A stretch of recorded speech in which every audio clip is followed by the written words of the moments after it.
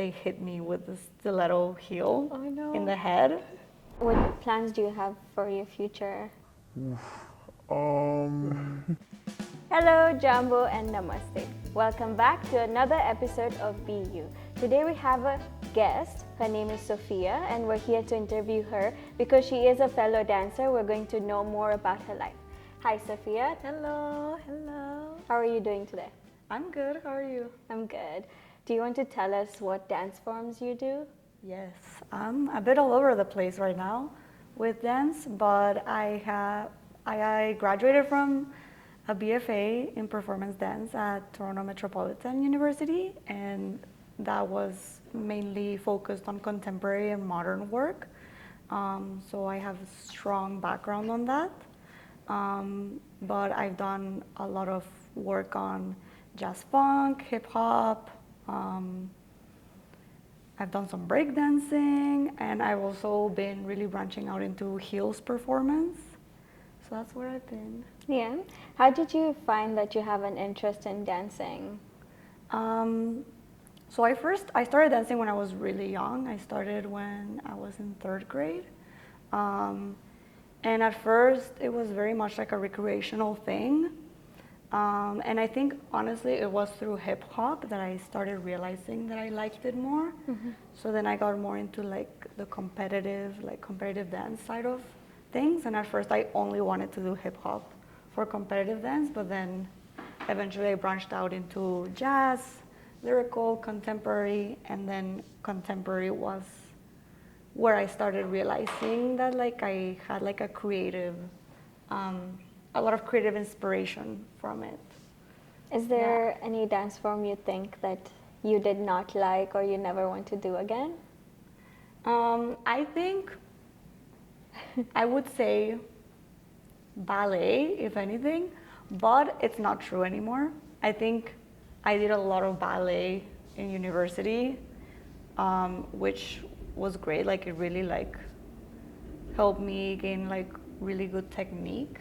But it was very hard to do ballet so much, and it's a very demanding genre that also requires a lot of like Eurocentric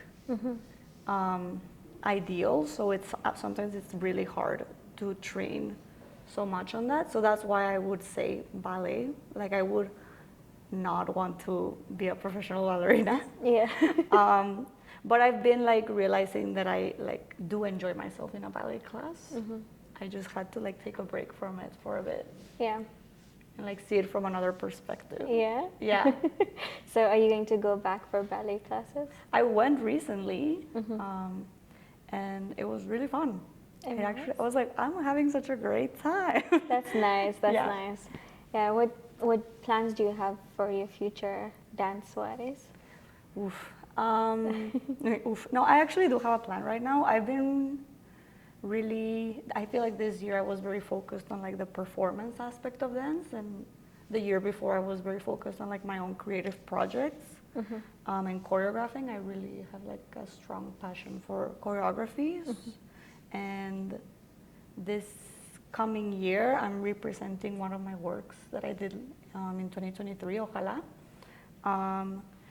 So I'm working a lot with one of my other dancer friends, Maria, who's been in the project we're starting like a collective. So then we are gonna like apply to a lot of grants, see if we can get money out of it, and like just make the work better and bigger. Yeah. So like reimagining the costuming, reimagining just like a lot of like the visual components, because it's a very theatrical piece too, so I just want to enhance it more. So that's something that I have this upcoming year. Performance wise, I'm starting to see myself more in the commercial side of dance. So I really want to continue branching out there. And I'm really interested in incorporating my contemporary with my heels performance dance and like merging those genres together in my creation, in like my new upcoming creations. Yeah. Yeah. That's nice. I had a question. I completely blanked out. That's okay. Yeah. Do you have any horror stories while like dancing, like backstage, or like any like funny horror story that you'd like to share with us while you're performing or while practicing? I mean, horror stories. Or just like a funny story where maybe like you slipped on stage and fell down, or just something, you know? Yeah.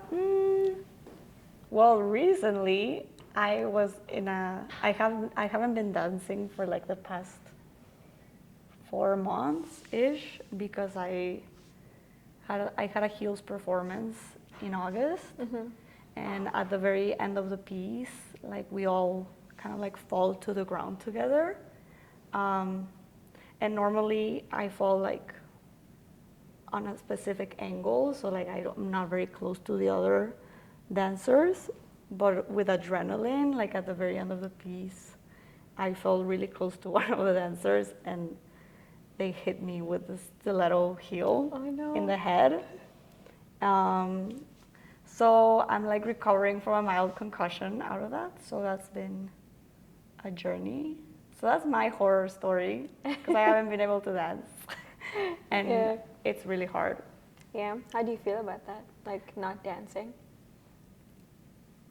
I was very well. I think it makes me realize a lot of things about myself. Like I was very during that time in a mindset of like dancing. Like I felt like I was in this like creative inspiration, and then that happened, and then I kind of got into like this stubborn mindset, like I'm fine. So I kept doing things for a bit that I shouldn't have been doing, just because I was a bit like in denial about it, and I didn't want to just like stop. But then eventually I had to like accept like I need to stop because this is like my physical health. Yeah. And, like, I think it was a sign from God to take it slow. You know? Which I am realizing now that it's like the universe is like telling me to slow down and take it easy.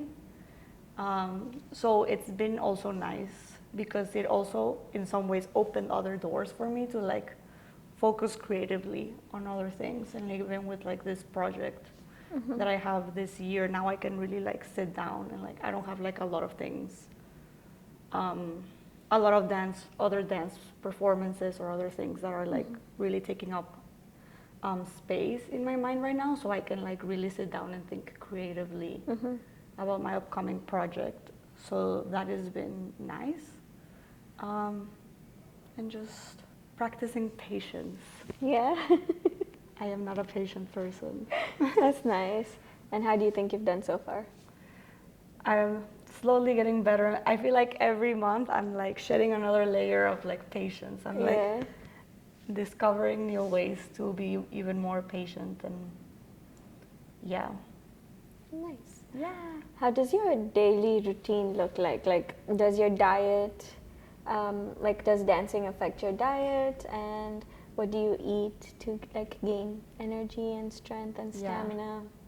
I feel like I'm like a food person. Like I need to eat 3 times a day. Yeah. I need to have my snacks. Yeah. So and especially when I'm dancing a lot, like it's even more important for me.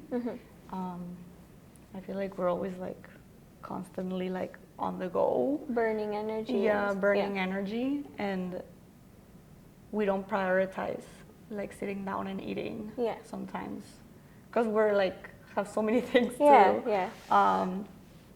So that to me is very important, to like have like a proper meal that has all of the nutrients that I need. But I try to eat intuitively. I don't like really like count anything regarding like my diet. I just like try to be intuitively healthy. eat. I'm like, I haven't eaten this many like fruits in a while, or like even sometimes when I get a craving of something, I'm like, I must be getting this craving because I like when I get randomly a craving of peanuts, I'm like, I probably need fats. That's what my body's telling me. So you don't have like a particular diet or anything? No, not in at the particular? moment. Yeah. Okay. Maybe later. You know, there are like some people who are like in the morning they need to have a smoothie, in the afternoon they need to have this and Yeah. this. So that's not you. Yeah, no. No? I mean, I do have my smoothies every week. Okay. It is like a big part of me. Yeah. It's just like a smoothie is nice because you get like all of like the fruits and the. What kind of smoothies do you make? I make like. I always just get like berries, like all forms of berries, and then I prep them and I put them in the freezer. And then banana, peanut butter. I put chia seeds, sometimes flax nice. seeds, oat milk, Nice. yogurt. So many Sometimes good I things. add some spinach if I have Oh, spinach. does spinach taste good with berries? Yeah, like you can't really taste the spinach. Like Okay. it's just there. I like doing that when I have spinach because I have so much spinach. So I'm like, this is a good way to like still eat it and it not going bad. Yeah. I've never like made anything with spinach really. I should try it. Yeah. Yeah. You can What's just put your it there. favorite thing to eat, like, or a snack to eat when you're dancing or something? Ugh, that's hard. Something that I do hate Yeah. when I like have like a long rehearsal. I'm like, I know I need a snack, Yeah. but I'm not a person that likes granola bars or like it's just not something that I crave. So I'm not sure what I would say for like a snack that like fills me up a bit. Maybe a meal. Like a whole ass meal. A meal. Yeah, that's fair, that's fair. I used to take packed lunch to classes. Oh yeah. Yeah, because I know I can't stay hungry, so I would get like an hour break and then I'd go eat and then I'd come back Yeah. and continue dancing. I do like things with like peanut butter, I will say. So maybe something with peanut butter because I feel like that's very filling. Yeah. Usually on like, generally, how many hours do you dance? Like a day or a week? How much time are you putting into it?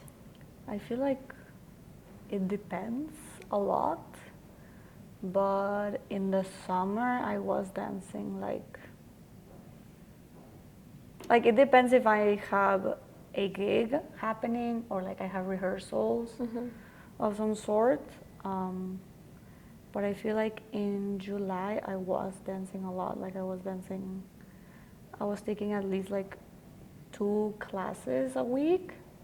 And then I had rehearsals that normally were like 3 hours. So probably around 6 hours a week. Yeah. But then it like increments as like the show is coming. So then even more when I was doing the show. Do you, like, because I know you're really flexible, do you go to the gym separately or you just... I'm really bad at the gym. Okay. I'm really bad at it. And that's one of my goals this coming year. Yeah. Once I recover. Yeah. But one of my goals is to like, not necessarily be at the gym more, but like have like a set training for myself, like athletically, that helps me as a dancer. I do a lot of yoga, which it really does help me because if I'm tense, I like stretch, and it also helps me like just strengthen my body in like not an intense way.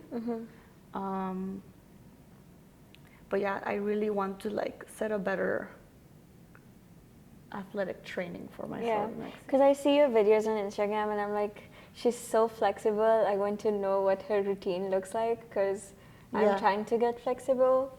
It's really hard. Yeah, I feel like my flexibility is also like anatomically worked out for me that I was flexible, like the way like I think some people anatomically can like have like if you have wider hips, then you can probably like do the middle splits better, and I think that's what worked out for me. But I think also I competitively danced for so much, like for many years, and I just like remember me being very intense about like my splits when I was younger, so I would like stretch a lot. Yeah, and I think like when you get like the split and stuff when you're quite young, because that's when you can really stretch and like get Yeah. your, it's so much harder to do that when you're an adult. It's true. Yeah. But I would recommend yoga a lot for that. Like it really helps you open up your hips and open up. Just like it really improves flexibility in that way. Yeah. We've come to the end of our episode. Do you have anything else you want to add? Or any advice, anything you want to tell the audience?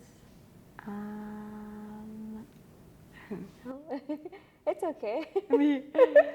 No, I think I'm okay. Yeah. Okay, that's okay. So we will see you guys next week on another episode of BU. Bye. See you. Be you. Yeah. Yeah.